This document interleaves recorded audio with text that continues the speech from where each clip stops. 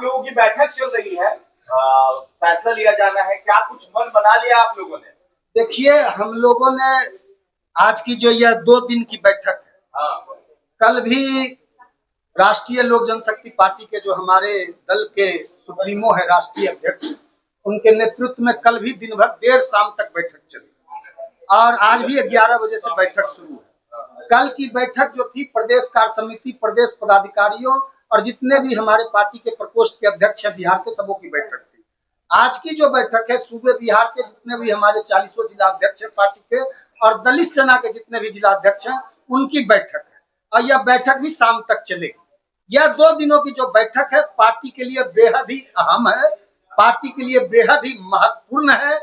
आज और कल की बैठक के माध्यम से हम लोग अपने बिहार में जो राष्ट्रीय लोक जनशक्ति पार्टी के भविष्य की राजनीति है, भविष्य की रणनीति है, भविष्य की जो रूपरेखा है, पार्टी को कैसे मजबूती से हम लोग आगे लेके जाएं, पार्टी को और भी सशक्त कैसे बनाएं। राष्ट्रीय लोक जनशक्ति पार्टी बिहार में पशुपति कुमार पारस जी के नेतृत्व में एक बड़ी ताकत बनकर बिहार में कैसे उभरे। 2025 का विधानसभा का जो चुनाव है, उसमें मात्र कुछ चंद महीने बचे हैं आचार संहिता लगने को। 2024 समाप्ति की ओर है, 2025 में चुनाव होना है। अगस्त और सितंबर में बिहार में आचार संहिता लग जाएगा, तो 7-8 महीने चुनाव को मुश्किल से बचे हैं।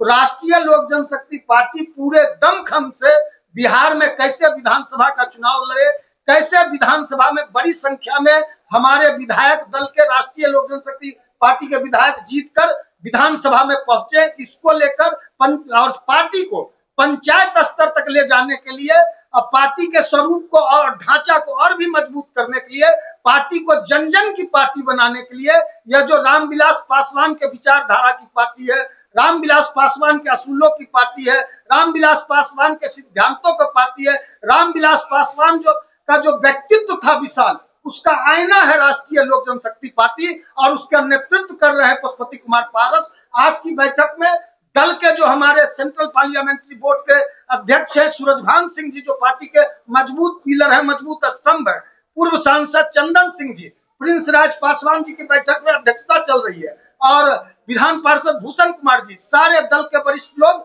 मंच पर बैठे हुए हैं, बैठक को संबोधित कर रहे हैं। लेकिन यह जान लीजिए, कोई यदि बोलता है, कोई इस बात का अहंकार पालता है, यह भ्रम फैलाता है, रामविलास पासवान किसी के पिता हो सकते हैं, किसी के बाप हो सकते हैं, लेकिन किसी के बपौती नहीं हो सकते हैं। रामविलास पासवान देश के करोड़ों लाखों चाहने वाले, जिन्होंने रामविलास पासवान को बनाया, पार्टी को बनाया, 50 वर्षों तक पशुपति कुमार पारस ने अपने राजनीतिक जीवन में रामविलास पासवान की विचारधारा को, लोक जनशक्ति पार्टी को सजाया है, संवारा है, सींचा है।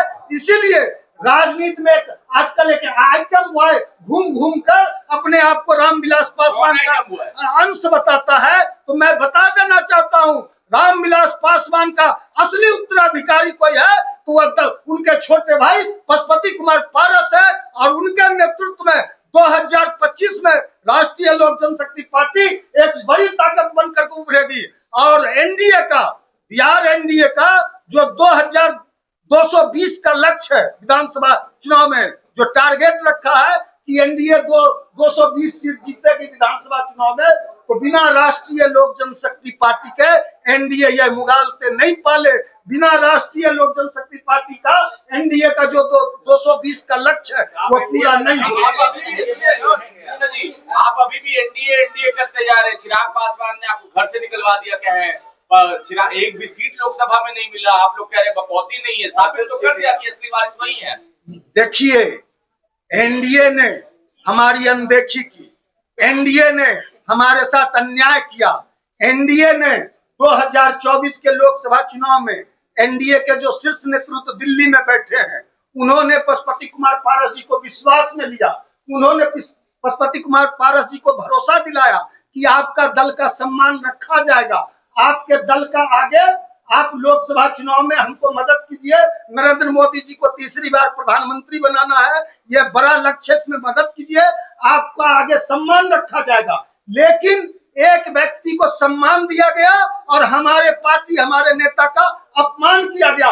एक व्यक्ति को जिसने कहा था नीतीश कुमार को जेल भेजेंगे, जिसने 2020 में एनडीए को कमजोर किया, जिसने कहा कि हमने नीतीश कुमार को तीसरे नंबर की पार्टी बना दिया, उसको सम्मानित किया पार्टी को, हमारे नेता को तिरस्कृत किया जा रहा है। लेकिन मालिक जनता होती है, जनता के बीच में हमारी पार्टी जाएगी, जनता के बीच में हमारे कार्यकर्ता, हमारे नेता, हमारे सिपाही और हमारे सेनापति पारस जी जाएंगे जनता के बीच 2025 में। श्रवण अग्रवाल आप कह रहे हैं कि जनता मालिक होती है और लोकसभा विधानसभा 2 मौका मिला और जनता के पास गए कहाँ? हमने कहा ना कि 2024 में हमारे 5 सांसद थे, 5 सांसदों का टिकट जो है अंतिम समय में काटा गया। जब चुनाव की प्रक्रिया शुरू हो गई, नामांकन की प्रक्रिया शुरू हो गई, तो अंतिम समय में हमारे साथ धोखा हुआ, छल हुआ। लेकिन हमने राष्ट्र हित में, देश हित में कहा कि एनडीए को मजबूत करेंगे। एनडीए को हमने मजबूत किया। हमारे नेता, हमारे सभी कार्यकर्ताओं ने 24 के लोकसभा में एनडीए का प्रचार किया। हमने एनडीए को मजबूत किया, एनडीए ने हमको कमजोर किया।